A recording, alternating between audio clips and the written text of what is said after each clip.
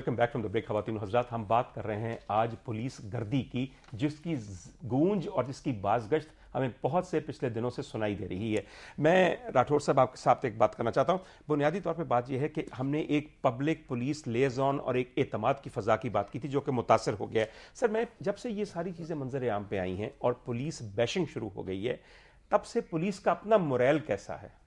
Doctor صاحب, میں تو سمجھتا ہوں کہ یہ مہم ہے کرمنلز کو ہیرو بنانے کی اور پولیس کو ڈیمورلائز کرنے کی.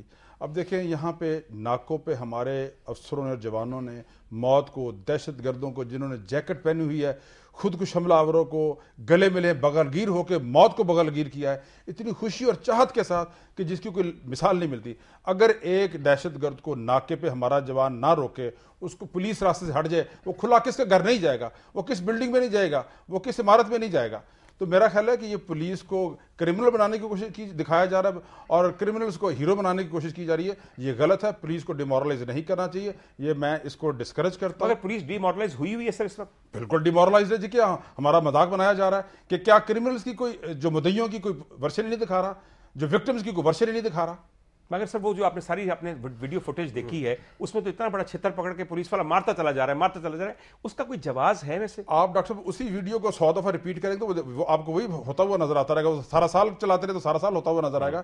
میری سبمیشن یہ ہے کہ کوئی وکٹمز کی بات بھی سنائے, کوئی وکٹمز کو بھی دکھائے, اور جن کے یہ ملزم ہیں, جن کے یہ مجرم ہیں, بالکل ٹھیک, جو مدعیان ہیں, ان کی بات بھی تو کوئی سنائے. باغا صاحب, میں آپ کی طرف آنا چاہتا ہوں. بہت ساری باتیں ہو رہی ہیں کہ جی بڑا ظلم ہو گیا, یہ ہو گیا, وہ ہو گیا, چترول نہیں ہونا چاہیے, یہ کون سے تفتیشی حربیں. مجھے آپ یہ بتائیے, اگر آپ کی پولیس پورے پاکستان کی چترول نہ کرے تو کیا کرے؟ آپ تو تھانوں کی بات کرتے ہیں جو خیموں کے اندر لگے ہوئے ہیں, جن کی بلڈنگز نہیں ہیں, ان میں کیا انٹیروگیشن رومز ہیں؟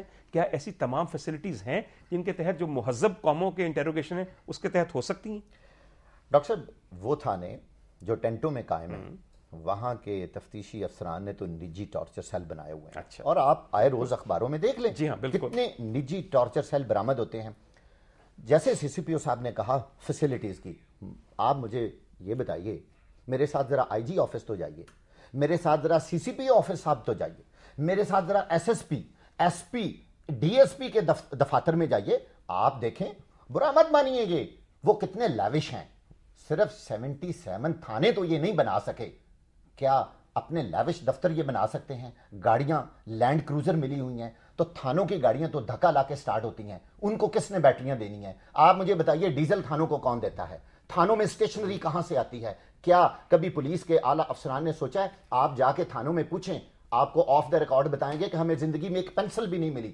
مجھے بتائیے, وہ اسٹیشنری کا پیسہ کہاں جاتا ہے؟ وہ ڈیزل کا پیسہ کہاں جاتا ہے؟ گاڑیوں کی مینٹیننس کا پیسہ کہاں جاتا ہے؟ راٹھور صاحب, سے پہلے یہ بتائیے سر کہ آپ نے اور آئی جی صاحب نے اور ڈی ایس پی صاحب نے اپنے یہ عالی شان, یہ عمدہ ترین محلاتی قسم کے دفتر کیوں بنائے ہوئے ہیں؟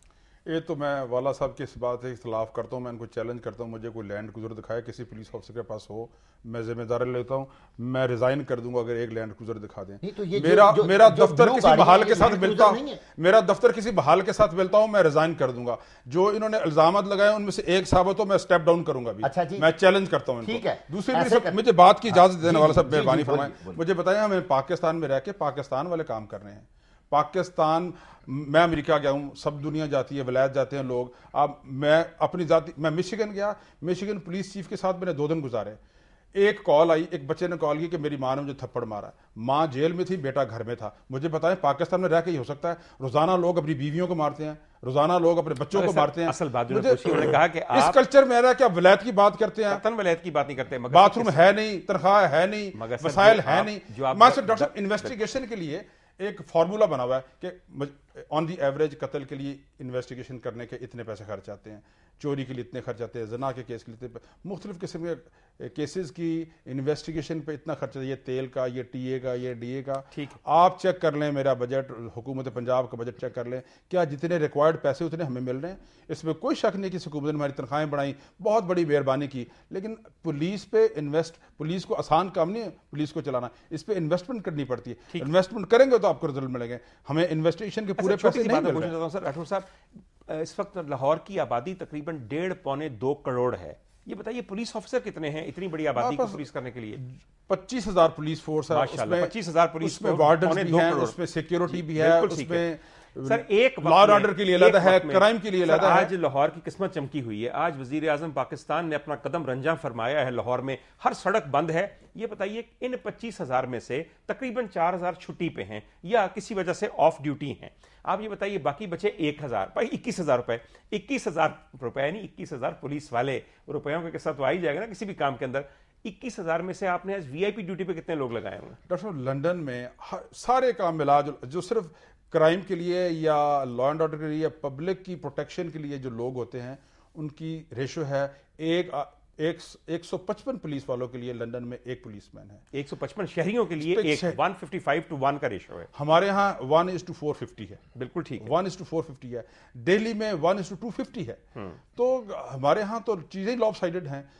پنجاب کا جو جتنا بھی کرائم ہے اس کو 23.7% لاہور میں کرائم ہوتا ہے. تو ہمارے وسائل تو دیکھیں, جتنی قربانیاں لاہور وی آئی پی کے اوپر, وی آئی پی ڈیوٹی کے اوپر لوگوں کی طرف نہیں آئے.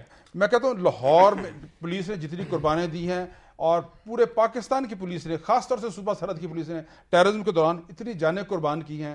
اگر یہ ٹیررسٹ کو راستے میں نہ روکتے آج ہمارا ملک بالکل ملبے کا ڈھیر بنا ہوا. ڈاکٹر صاحب ہم سلام پیش کرتے ہیں جی بالکل ان لوگوں کو, ان پولیس والوں کو جنہوں نے ٹیررسٹوں کو گلے لگایا اور اپنی جانوں کا نذرانہ پیش کیا. لیکن میں سی سی پی او صاحب کی تھوڑی سی توجہ سری لنکن ٹیم کے حملے کی جانب مبذول کروانا چاہوں گا.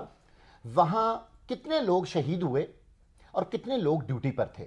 انہوں نے آج تک یہ تحقیق کی ہے کہ لوگ وہاں کل کتنے تھے اور شہید کتنے ہوئے, اور ٹوٹل لوگوں میں سے اگر شہداء کی تعداد نکال دی جائے تو باقی لوگ کہاں ہیں؟ مجھے اس کا یہ جواب دے دیں, ویڈیو کلپس اٹھا لیں, وہ پولیس کی گاڑیاں مجھے بتا دیں کہاں گئی تھی. سر ہم نے تو وہ گاڑیاں بھی دیکھی ہیں جو جب بڑھ رہی تھی اس طرف گولیوں کی آواز سن کے بالکل یو ٹرن کر گئیں. باغا صاحب اگر بنیادی طور پر بات یہ کہ بات بہت الگ ہو جائے گی, اس میں باقی دیگر ذمہ داران جس میں پاکستان کرکٹ بورڈ بھی شامل ہے اس کی بھی کس نے محاسبہ کیا. سر یہاں پہ احتساب اور اکاؤنٹیبلٹی ایک مذاق ہے اور ایک وقتی طور پہ ٹارچر کرنے کا ذریعہ ہے اپنے پولیٹیکل ایڈورسریز کو. اس کے بعد سب وارے نیارے ہیں, اس کے بعد ہر مقدمہ جھوٹ ہے. ہم تو مذاق کرتے ہیں احتساب کے نام پہ. دنیا کا واحد ملک ہے جہاں پہ accountability is a bad joke. Noman صاحب قصہ صرف یہ ہے سر, ہم بد اعتمادی کی بات کر رہے تھے سر. اب سے کچھ عرصہ پہلے ہم نے یہ دیکھا کہ ڈاکٹروں کے خلاف ایک مہم چلی, وہ اچھا ہی تھی غلط تھی سر. جب تک انسانوں کا علاج کریں گے انسانی غلطی کا احتمال ہوگا, اور ہر بندہ یہ کبھی نہیں کہہ سکتا کہ میرے ہاتھ سے کوئی شخص نہیں مرے گا اگر وہ علاج کرے گا. اب سر آپ نے پولیس کے متعلق ایک خاص قسم کی بد اعتمادی کی مہم شروع کی ہے. اگر ڈاکٹر آج الگ ہو کے بیٹھ جائیں تو آپ لوگوں کا اس معاشرے میں کون علاج کرے گا؟ اور اگر پولیس ڈی مورلائز ہو کے یہ کہہ دے کہ جاؤ ہم یہ کام نہیں کرنا چاہتے, ہمیں یہ چھترول نہیں کھانی, وہ ان کا مجرم نہیں تھا جس کا چھترول ہو رہا تھا, وہ آپ کا یا میرا مجرم تھا, یہ جس کا بھی تھا. آپ کے خیال میں یہ بد اعتمادی کا ایک بہتر یونیفائڈ ایک خاص قسم کے کوہیسو معاشرے کی پیداوار میں مددگار ہو سکتی ہے؟ جی بالکل, جس طرح آپ کہہ رہے ہیں, ان سب سے پہلے تو انہیں ضرورت ہے کہ ان کا عوام سے رابطہ ہو تاکہ عوام کی ان کی فریلی جو بھی ان کی شکایات ہیں وہ ان تک پہنچے. اب آپ آئی جی آفس, سی سی پی آفس, معذرت کے ساتھ ہمیں روز ہینڈ آؤٹ آتا ہے کہ آج کھلی کچہری لگی, اس میں اتنے افراد نے شرکت کی. حالانکہ ہم نے اگر آئی جی آفس میں خود داخل ہونا ہو تو میرے خیال سے 20 جگہ تو ہمیں رکنا پڑے گا, تو وہاں پہ ساحل نے کیا کہاں جانا ہے؟ ساحل کی تو وہاں تک ایکسیس ہی نہیں. اس کے علاوہ انہوں نے ایس پی کمیونٹی پولیسنگ بٹھایا ہوا ہے جس کو شاید جانتا ہی کوئی نہیں, وہاں تک کسی کا کوئی رابطہ ہی نہیں ہے. اس کے علاوہ انہوں نے اگر کرائم کو کم کرنا ہے, عوام کی انہوں نے ہیلپ کرنی ہے, تو اس میں ینگ جنریشن جو نوجوان لڑکے ہیں وہ آگے آنے چاہیے, جو چوروں ڈاکوؤں کو پکڑیں گے بھی ان کے پیچھے کم از کم فیس تو کریں گے, انہیں چیز کریں گے وہ. اور یہاں پہ یہ حال ہے کہ انہوں نے ایک نیا فلائنگ اسکواڈ بنایا جو کہ وی آئی پی ڈیوٹیز پر مامور ہے. اس میں جتنے بھی ینگ لڑکے تھے جو کہ تھانوں میں تھے ان سب کی ڈیوٹی اس فلائنگ اسکواڈ میں لگی ہوئی ہے.